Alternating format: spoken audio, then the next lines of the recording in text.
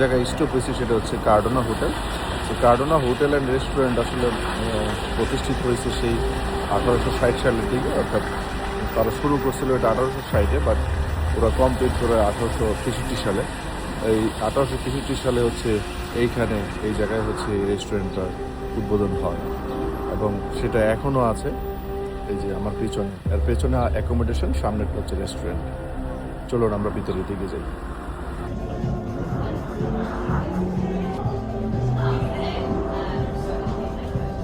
On this side.